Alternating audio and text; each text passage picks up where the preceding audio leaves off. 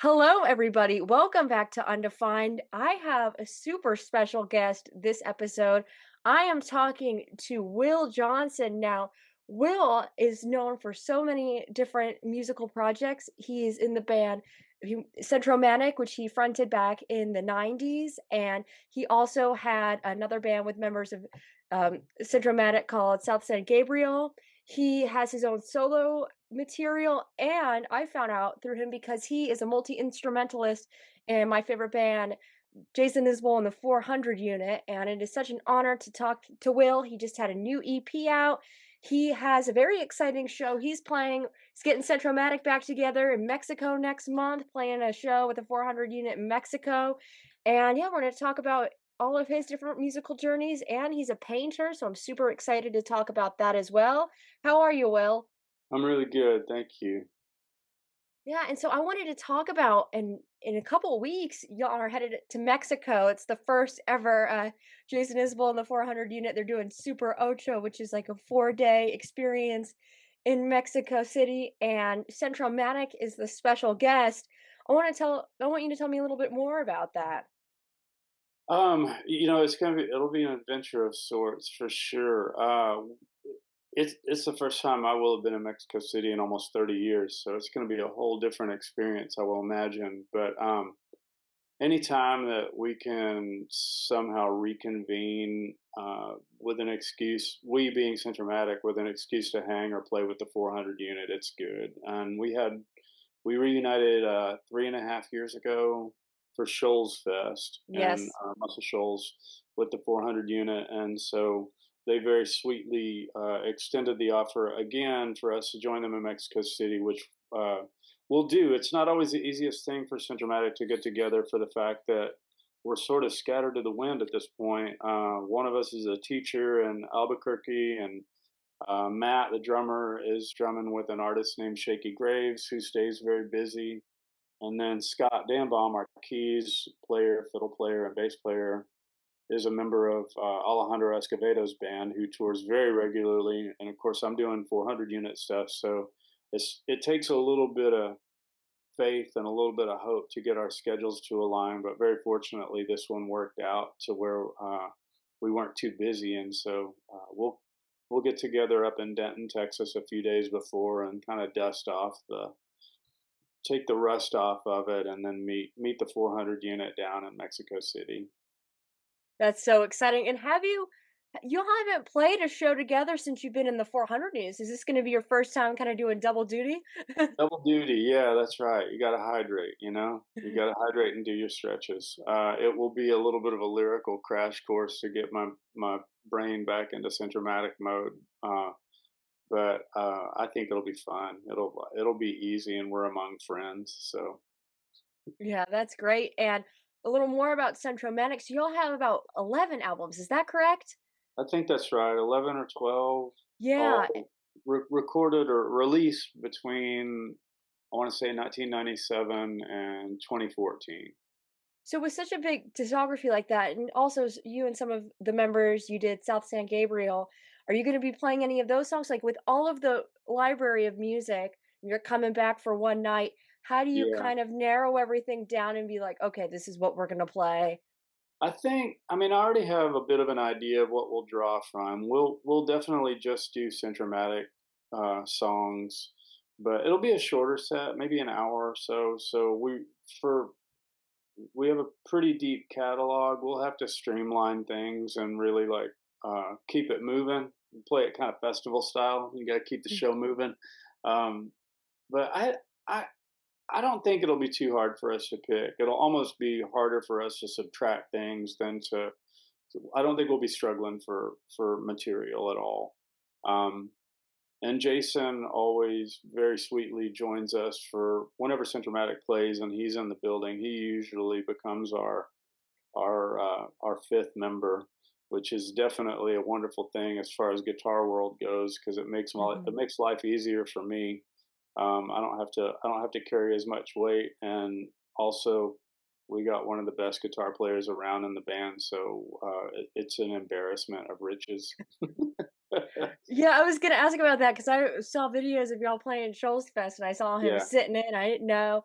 because he's gonna play later if he's gonna join, but I figured because some of the listeners may not know, Jason is a big Centromatic fan, and if you're familiar with Jason's work, he has a song to a band that I love that's about Centromatic. How did you so I know you all kind of toured in the same circles, but how did you kind of find out that he was such a big fan, and what were your reactions when you heard that song? Because it's such a beautiful song. That song, it's still really it's emotional for me to hear it. It still Mhm. hits in the same way that it did the very first time I heard it in April of 2015. I got sent a rough mix of it from Tracy, his manager and my good friend of many years. And I remember sitting at a hotel desk in St. Louis on a solo tour, just frankly in tears. It really, like, it hit me hard because I was still sort of reconciling the breakup of Centromatic and the fact that we had decided to call it at least indefinitely at the time. And I was still sort of um, not making sense of it. I had made sense of it, but the feelings were still really new. So when the fact that he wrote that song so quick after we called it, really, it was hard for me to put into words how much that meant to me. It also brought back a lot of memories because our friendship goes back to 2001, Wow. right after he had joined the Drive-By Truckers. And Patterson and I were kind of reliving this the other night over supper, and so Patterson got turned on to Centromatic in 2001, and they would listen to our records in their vans on their early Southern rock opera touring. And Jason had just joined the band. They were playing a University of North Texas homecoming pregame party, Wow. which was kind of funny. And the way that this went is outside the stadium, there was just sort of classic family style bounce houses and face painting and things like that. And then there was this tent, uh, which there was this drop D electric guitar rumble kind of happening inside of. And Patterson had called me on like my first cell phone. He said, "Hey, come down. We're playing at like 3." So a couple of buddies and I walked down there, stuck our heads in the tent, and there's the drive-by truckers on stage.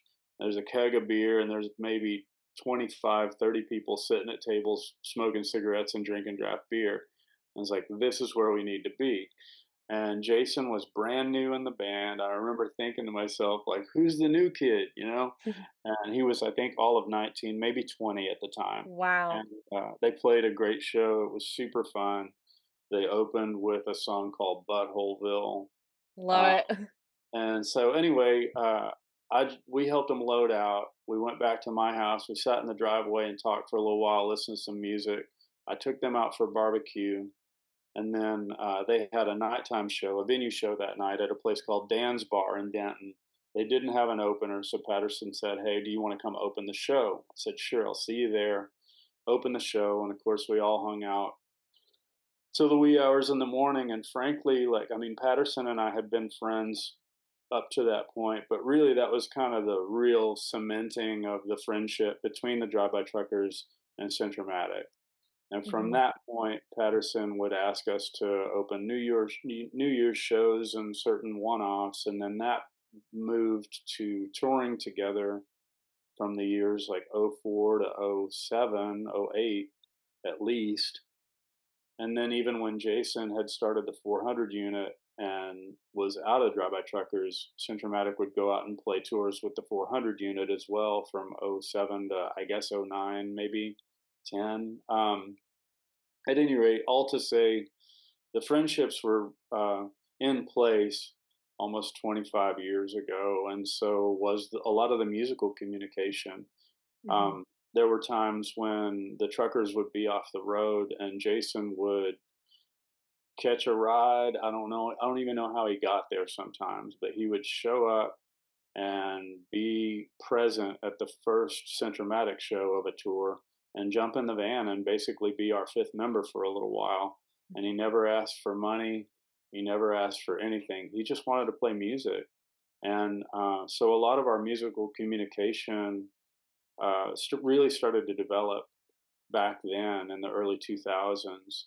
which I think has made it, I guess all to say we kind of speak the same language and it's easy for us to read off of each other. So if he jumps in with Centromatic, he basically just kind of has to watch our hands and, he knows where to go.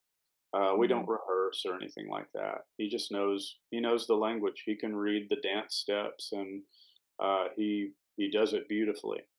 Um, I'm never the guitar player that he is, but I try to at least use the same approach with learning 400 unit songs. And so Mhm. far, it's been pretty seamless in learning them because, again, we just come from a similar territory and we speak a real similar musical language. Mhm. Wow, that's really awesome. That's such a great story. I love it. And I want to talk more about your musical journey. So, with Centromatic, your first like official project, I know I think you might have done some bands in school. Is that correct? But that was Yeah, kind of your first major one?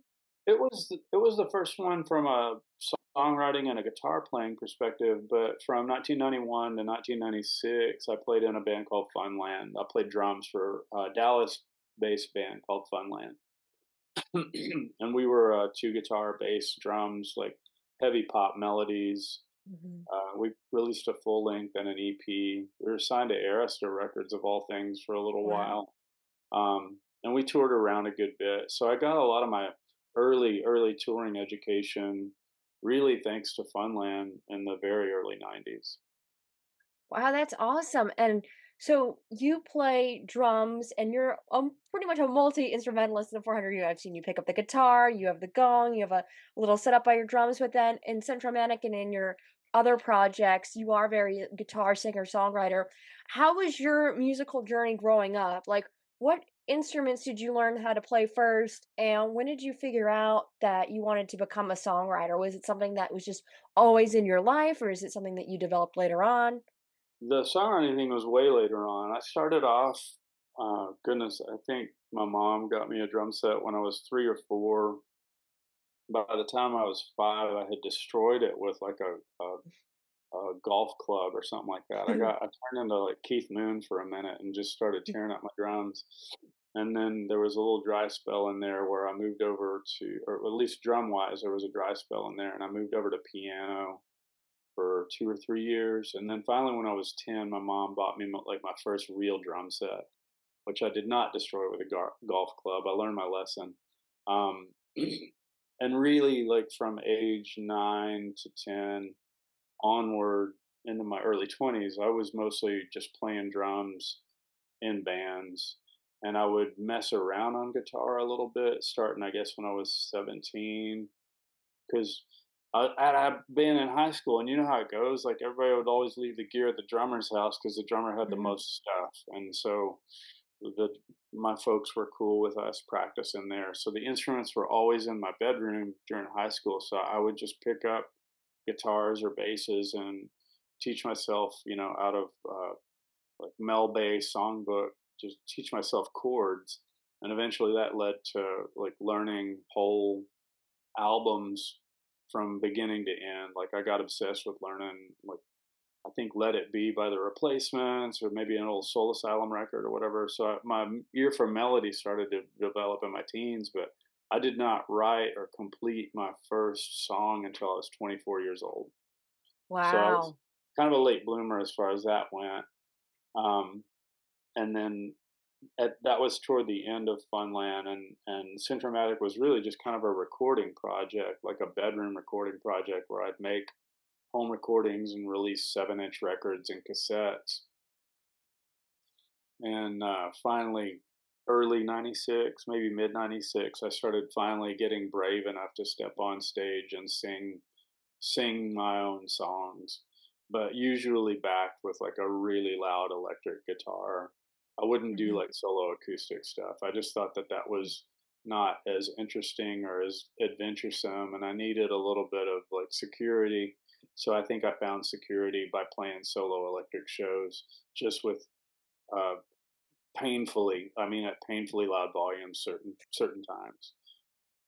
It just gave me a little bit of a safety net or something, and then that led to the band, which started, I think, let me think, early '97. Wow, that's really cool. And Sort of a long story, but that's kind of the path. no, I love it. And so not only like we've talked about, you've had multiple other projects. How do you kind of separate like over the years the writing like for your solo stuff for bands? How do you kind Yeah. of balance time for that and where do you get your inspiration from? Um, the, it it was always pretty easy to separate Centromatic and South San Gabriel material.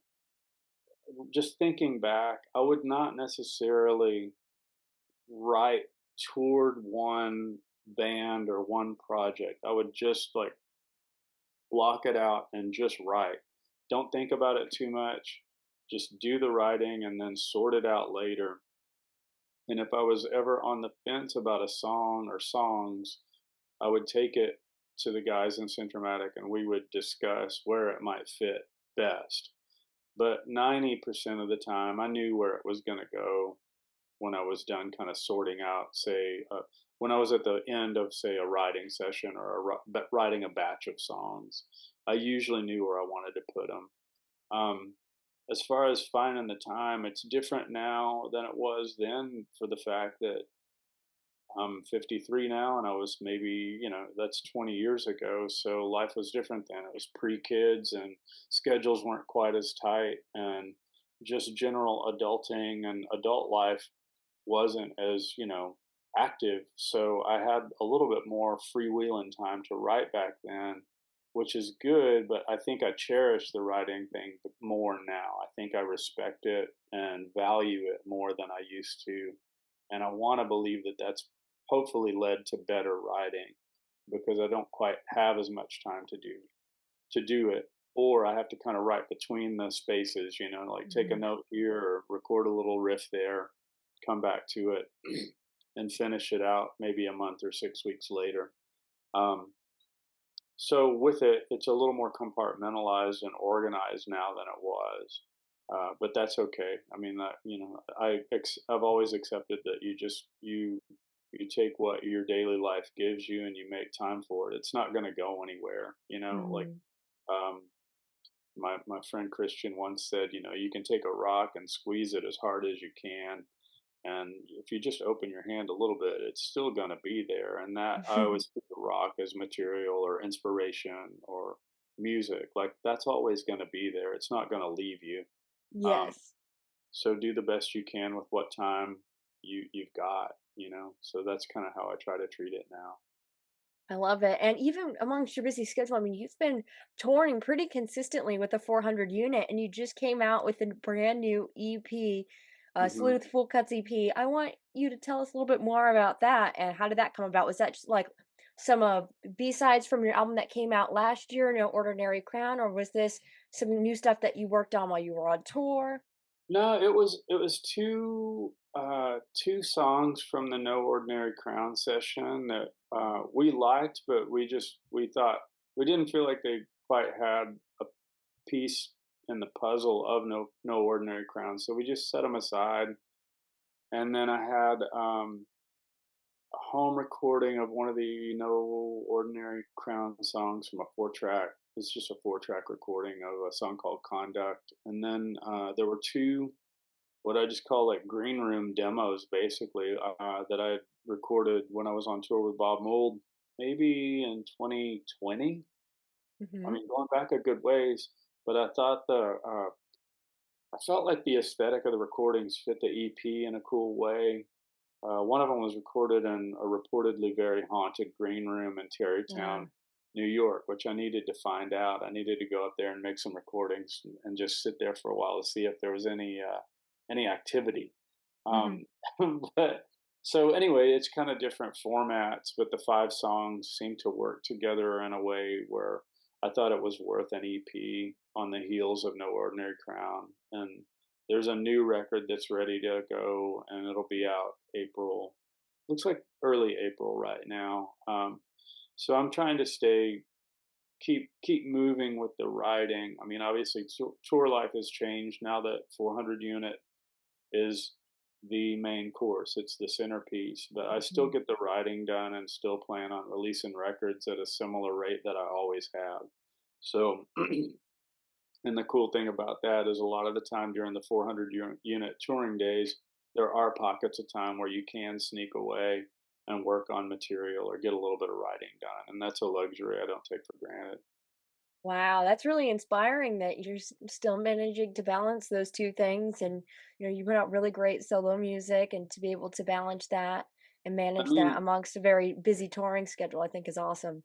speaking frankly, I mean, just being around those incredible musicians all the time and around their their unbelievable talent and Mhm. inspiration and their senses, their individual senses of melody, um, that alone is inspiring to just pick up a guitar and start working on stuff.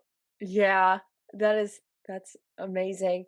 And, I don't play musicians, but even like I don't play instruments, but even just watching y'all live, it's just like I feel that same inspiration. Like if I could pick up a guitar, I would. I mean, Yeah, the way you guys are all like just so synchronistic and connected, and you can just feel that there's just I can't describe how it feels to be at like a 400 unit show, but it is such a special feeling to see the magic y'all make. And I think since you've joined the band as well, it's just created a whole new life into what already was a great band. And it's my favorite thing to do is go yeah. catch y'all shows.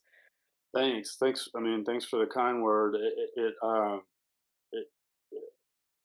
when Jason asked me along almost 2 years ago, I mean, a lot of my initial concern really was that the other members were okay with me stepping in to this already what I saw, because one thing that doesn't need to get forgotten is that I've been a fan for a lot of years too myself, and I've watched a lot of 400 unit shows, and I see them as a very uh, pristine musical piece of framework. And so finding my steps in that framework has not been a challenge at all.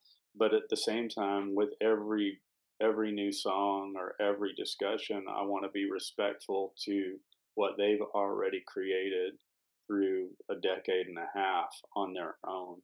Hmm. So it's a really big deal to be to be a part of that framework, and also like it's a tricky thing because you want to find your own voice in there, but also you want to stay out of the way when it's time to stay out of the way, and Hmm. that's part of the kind of part of the adventure, frankly, and I love it. I mean, that's just like that always keeps me excited and gives me a lot to think about and chew on. Wow. And as a fan, so how was it like when you were asked to join the band and y'all started touring? Did you learn, like, kind of just the standard set list, or as a fan of the band, did you already kinda know a lot of the songs? So, when they do things like the Ryman where they play a lot of kind of the deep cuts for the hardcore Yeah, fans, like, yeah. how did that come about learning that catalog? And then with the different, musical arrangements that you do too, how is it kinda adding your own style to those existing songs?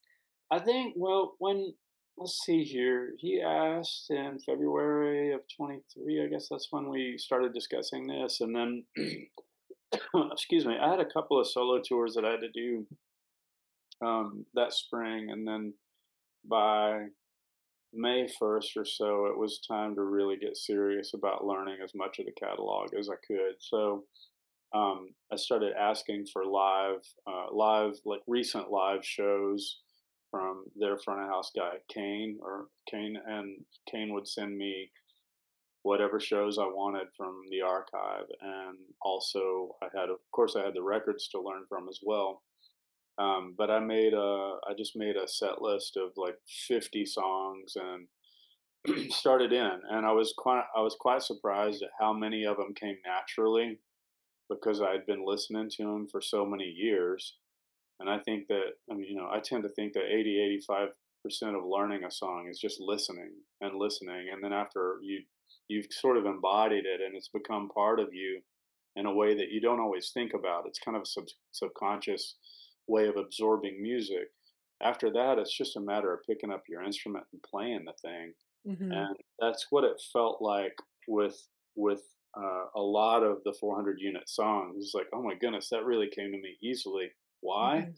Oh, it's because I've listened to it hundreds of times over 12 years, and I love this song so much. So a lot of them came easy. Now with Weather Vanes, it was a different story, obviously, because at the time it was, it was not even released.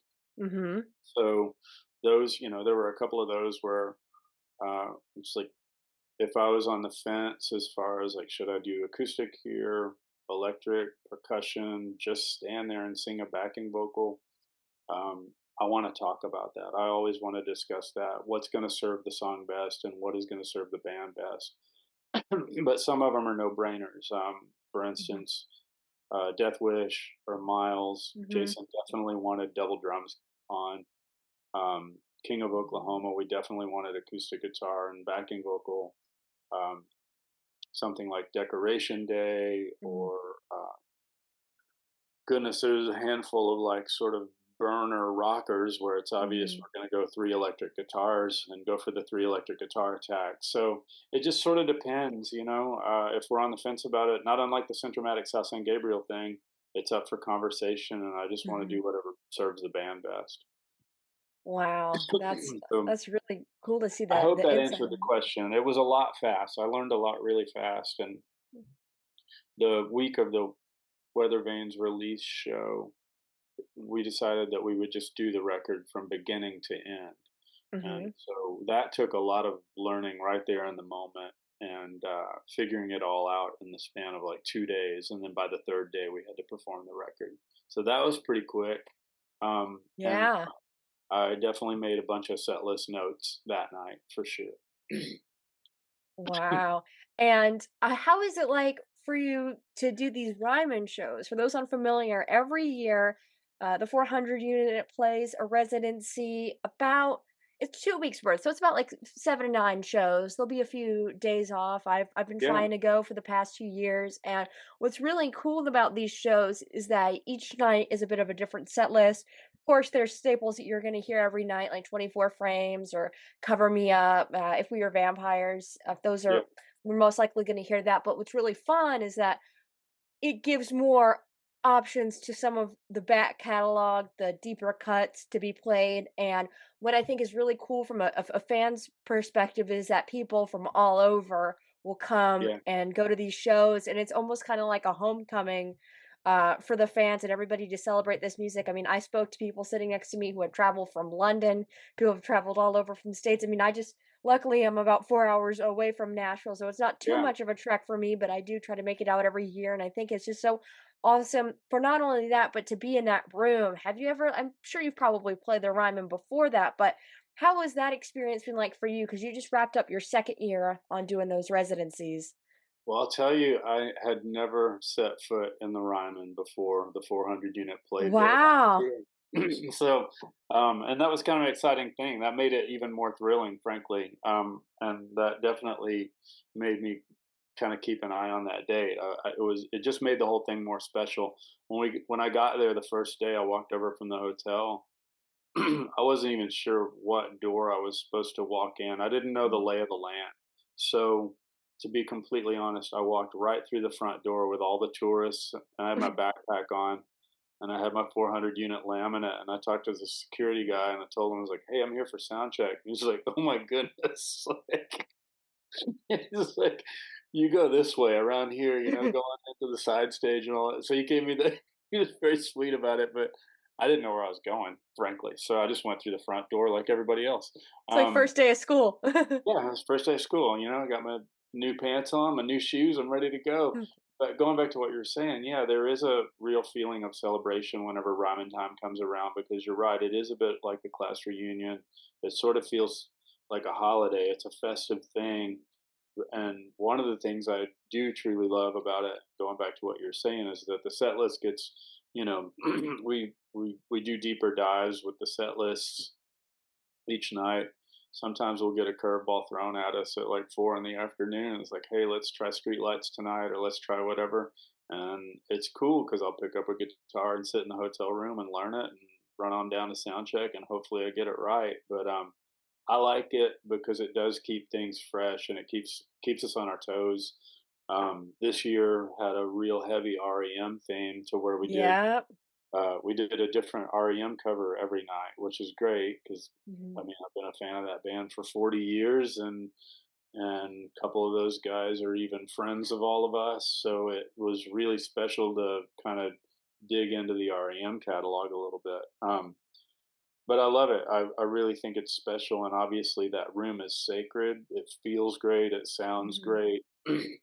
The crew's happy, obviously, because you get to just leave everything set up for night after night after night. So you don't feel like you're having to rush around or rush to the next town for the next show. Everybody gets to settle in and just sort of bask in it, which is great. It's a great thing to do for a couple of weeks. Wow, I love it. And I also wanted to touch upon, talked about your solo work, talked about the 400 unit. Another really cool thing that stood out to me when I was doing research about you is that you're a painter and you do a lot of folk art, and you do a lot of portraits, specifically like athletes. I wanted to talk about kinda how you got into painting. I know you've done some album covers as well. You've done Centromatic album covers. You did the cover for the Live at the Shoals Theater with Jason Patterson Yeah, and Mike Cooley. yeah. How'd you get into painting? Was that something that you've done since you were a kid or as an adult? And how did you kind of work that in with the music too? Because I was a digital arts major in undergrad, Awesome. and so I do a lot of kind of more digital arts, but I do like to paint and I'm very artistic as well. So to be able to talk to musicians about that is always fun for me. I kind of got into it's weird. I sort of stumbled upon it in like '07 or '08, and I had gone through a breakup and had moved into this pretty like sparse Spartan little apartment, and I had some painting supplies, and I was looking for ways to fill the walls, and I don't know, I wasn't finding a lot of stuff to hang on the walls that I really was enchanted with or something. So I had all this old flooring, like chunks of flooring and particle board in my possession, and just decided one day, like, I'm gonna make a painting of the first professional female baseball player, Alta Mhm. Weiss. I'm gonna, in the negative space, I'm gonna paint a bunch of text that will be her life story and her baseball story. So I made that painting and hung it on the wall, and then I was like, I love Roberto Clemente. He's like my favorite baseball player of all time. Amazing story. So I'm gonna paint him next, and I hung that on the wall. So I just started kind of filling space in my apartment just to kind of try to make it homier or decorate it, and then that led to some requests from some close friends because they were baseball fans and they wanted, they had favorite players. So I made a few of those, and then maybe a year and a half later, Cactus Music down in Houston had an art gallery or has an art gallery as part of their record store. And guy down there, Quinn, asked me if I wanted to do an art show, do an art opening in Houston.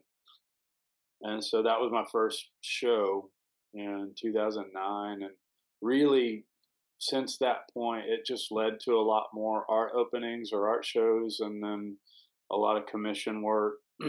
um, and it's just a way of paying respect to certain cultural figures, either athletes or blues or jazz musicians, authors, other visual artists. It's just a way of paying respect and kind of painting their stories. I think I just completed like I'm moving on around 700 paintings at this point. Wow. I just finished one last night, and I'm in the middle of one today. So I just kind of keep on trucking and kind of keep trying to learn about um, history through these amazing individuals. Yeah, that's what I was really drawn to by your art too, because like you said, it's you paint the person, but in the negative space, you tell their story. And Mhm. do you kind of come with like have in that process, do you already know a lot of who you're thinking about painting, or have you had instances where you've decided, "Oh, I want to do this baseball player, or I want to do this musician," and you've done research and you've kind of felt more connected with that person in that process? Because I feel like painting and art can be a really meditative, like spiritual experience too. I'm sure it even is when you more so when you're thinking about these people. It really is. I would love to say that the painting and the music are deeply connected to each other, but they aren't always, because a lot of the time I approach music with more of an abstract kind of approach, particularly lyrically. Um, it's a little more fragmented and kind of throw it at the wall, and I'm not always a story songwriter. Whereas the Mhm. paintings are a story. It's more of a linear, like it's fact, it's history, and a lot of the statistics and like all that really happened. And sometimes with music, I'm more a little more abstract, I guess. And maybe that's how they feed off of each other. But I will say, going back to what you were saying, there is a real therapy in just pushing pain around and Mhm. being unafraid of making a mistake or messing something up. Um, and I've messed plenty of them up. There's a burn pile out back that I'll throw them. If I have a bad one, I'll just throw it out there and burn it. But at any rate, each one kind of teaches me something, a little something new. Often it's mostly baseball, but I get a lot of other requests as well. As football or basketball, hockey. I've gotten like Eudora Welty and Harry Cruz requests, and um, definitely some political activists request. John Lewis for sure, Ruth Bader Ginsburg. Mhm. I don't know. You can go down the list, but I love doing it, and I always tell my commissioners, if it's a little out of my wheelhouse, I'll give it a shot, and if I totally fail at it, then I'm not going to sell it to you. We'll just turn and walk away because I'm not academic. I'm not a technical Mhm. painter. I just got to get the feel right. I love it. And so I noticed that there is a commissions page on your website. Is that open if anybody's interested? Can anybody purchase work from you right now, or is that kind of on I've had to hiatus? I've had to shut commissions down for a little while for the fact that I'm trying to build two different art shows right now. Um, just time got so tight and trying to build those shows and take on commissions. I finally had to make a decision just to shut commissions down for a little bit. But I'm hoping by mid 26 that I'll be able to open them back up again. Right now, I'm That's just trying to build these shows. great. It's exciting. I hope those details get announced soon. I would love to see Yeah, an art I shows of think yours. we'll announce them. Yeah, I know you did one in Tuscaloosa a few years ago, and I'm hoping to go there and get Yeah, my PhD. So that was cool to see that you had a connection there. it looks like there's a couple of Alabama art shows coming up in late 25 and early 26, so they won't be far. Because I know that you've mentioned you lived on the farm. How does it like to kind of decompress when you are sure you're busy, you're just going nonstop, seeing all these cities, and to just kind of be rural and be with the family and be with the animals? Do you have any animals on your property? How's that like Well, for you? we do. We've got chickens and cats, a dog, maybe two dogs, depending on the day, and tons of critters. Let me think here. What else do we have? Sometimes there's foxes. Sometimes there's just random birds that come. I mean, these four buzzards that have showed up. I'm curious. I hope nobody's died. I hope we haven't lost anybody. I'm not sure what they're looking for, but it's interesting out here. We moved out here maybe 2.5 years ago, and it is peaceful. It's a great place to come home to after a busy tour. We just got done doing 3.5 weeks in Europe, and Yeah. so to get to land back out here feels really good. There's a lot of maintenance for sure, and there's a lot of Hmm. upkeep. And the house is 135 years old, and Wow. so it's moody, and every storm kind of tells a new story. There might be a new leak or a new something that needs to be tended to, but I that's can just relate to that. part of the joy of it. I mean, we're old house folks, and I figure so long as we have the physical abilities to look after it and take care of it, we'll stick around. It's nice. Yep, I live in an 100-year-old house too, so I know how that Yeah, feels when it gets cold. You gotta like make sure when it's yeah, rainy, you gotta make sure there's yeah. no That's leak. The right. plumbing's all old. It's Who knows? Who knows what adventure awaits? It's never yeah. all done. It's just never all done, and I No, accept that never. reality. And when you think it's done, something else happens, like a That's door exactly right. Yeah. knob comes undone or something. Yeah, but it's character, and I think it's almost to the point where I was talking to my mom, it's like, we don't really want to live in new construction because it just doesn't have that charm as an old No. house does, and it doesn't tell a story. It doesn't have that history. It just Yeah. feels, rather stale compared to a home with lots of character. Yeah, I think I would get I don't know, I'd get fidgety. I'd probably get a little fidgety or a little bored in new construction, and but then, who knows? Maybe there'll come a time in 10, 15 years where it'll be time to ease off of it and stop getting on the roof and, Yeah. go easier. But right now, this is kind of our adventure. It's a good place to come home to. We were in Austin for a couple of decades, which was great. Hmm. Great city, but we just wanted a little bit more space and a little bit more quiet, so we came out. Well, that's awesome. And then just one more final question. I always like to Yeah. ask my guests, is there anything that you've been listening to lately or reading, like creative wise and art wise? What have you been enjoying? Goodness, I've kind of been all over the map. I've been listening to the guitar uh, composer Jeff Parker a lot, who is a Hmm. musical partner and collaborator with Anna, the bass player of the 400 unit. Nice. I've been listening to Anna's new record a ton. The new MJ Linderman is a great record. I Hmm. love it. Yes. Let's see here. A lot of the last few years, I keep coming back to this Detroit-based label called Mellow Music Group, which is a lot of Detroit-based hip hop artists, Apollo Brown, Billy Chris, Hmm. a lot of artists like that. But I'm kind of all over the map. Just this morning, it was just like Ethiopian piano music. Um, so I don't know. I'm bouncing around a lot these days. A little schizophrenic, but that's all right. But that's why I call my show Undefined because I realize like I can't stick to a genre. There's too much good music out there, and Yeah, like it's just kind of all over the place. my kids look through my Apple Music and they're just like, "Geez, Dad, you're like all over the map right here." It's like, yeah, it's just I try to keep the landscape changing.